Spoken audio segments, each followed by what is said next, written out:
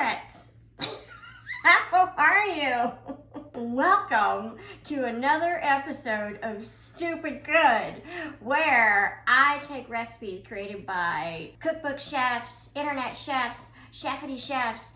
I take stuff that looks really good that I've never made before, make it, and see if it's stupid good. Today, we are making Biscuit Boss biscuits from the one and only Martie Duncan. You probably know Martie from season 8 of Food Network Star, where she was a runner-up. She has a wonderful cookbook called Alabama Cravings. Martie is all that and I had the great privilege of having a long-form conversation with Martie on her podcast, All Recipes Homemade. So today, we're making her Biscuit Boss biscuits, named for her dad, who was known as the Biscuit Boss. So I'm excited and a little nervous, because that feels like a lot of pressure. But first, the apron. It's not just one sloth, it's many sloths. Sloths? He brought all his friends. It's like a party. It's a sloth party. So when Martie was kind enough to share this family recipe with me, the directions are very specific. The ingredient list is very small. There's like a lot of do's and don'ts. I don't want to f up a family recipe. So I followed all the directions absolutely precisely. I got the exact kind of flour that Martie said to get, which was white lily all-purpose flour. Also, everything has been in the freezer for several hours. I even put the flour in the freezer. Butter has been in the freezer, so it's solid as a rock, and you grate it on a box grater, which has also been in the freezer. And the only other ingredient is some buttermilk. In here is salt, a little bit of baking soda, and the flour. That's it. I'm gonna grate literally a stick plus 2 tablespoons. All right. Get out some of your aggression. I switched venues, decided I would grate my butter onto the plate. It does look like some fantastic cheese you'd put on your pasta over there. Cool. Now we plop it in there. Oh no. Okay, toss. Toss with my hands? I don't think so. Toss with a utensil. How do you know when it's gone? Then we make a well in the middle. Add the buttermilk in the middle. Stir it as little as possible, about 15 times. Not 16. Okie dokie. 1, 2, 3, 4, 5, 6, 7, 8. What if you can't get it all mixed? 9, 10. Martie! What are we doing? See, now it's supposed to be shaggy, so that's too wet. I'm going to keep stirring until it's not that wet. Okay, I'm gonna put some flour down, turn my dough out. I'm doing a lot of shit here, people. Is that a rectangle? It is now.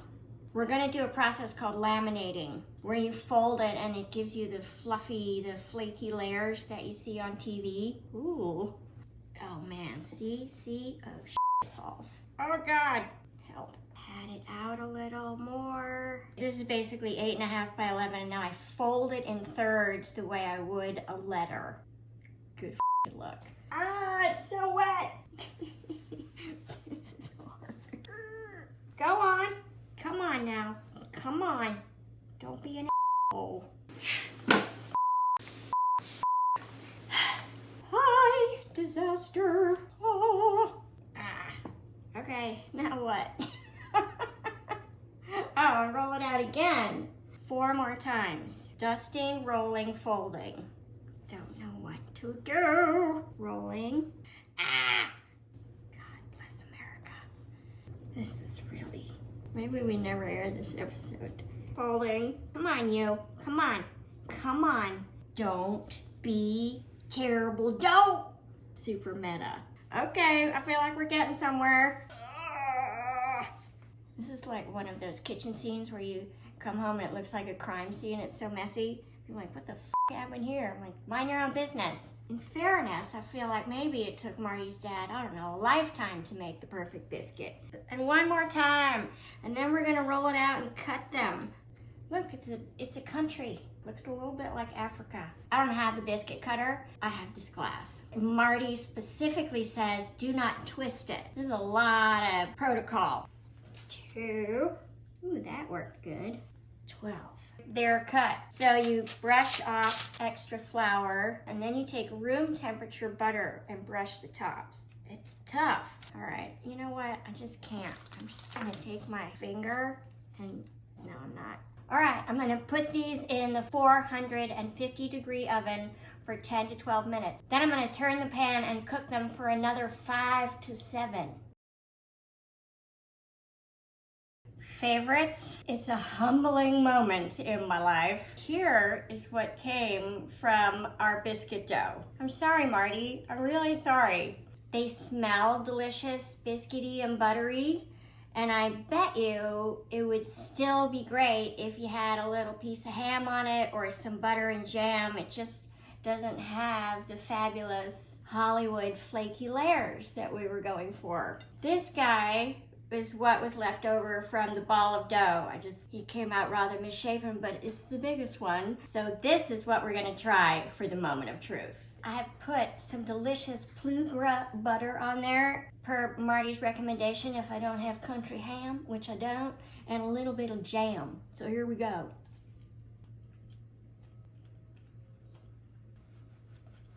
Okay, my biscuits didn't rise, but oh my God, that is stupid good. Martie, I know, they don't look like your dad's, but I can tell you, with a little practice, I think I could get them to rise properly, and they are so good.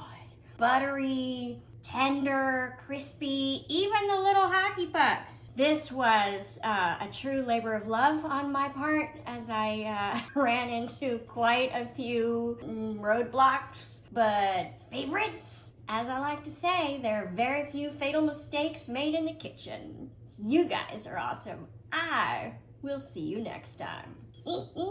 Biscuits. Country ham or jam?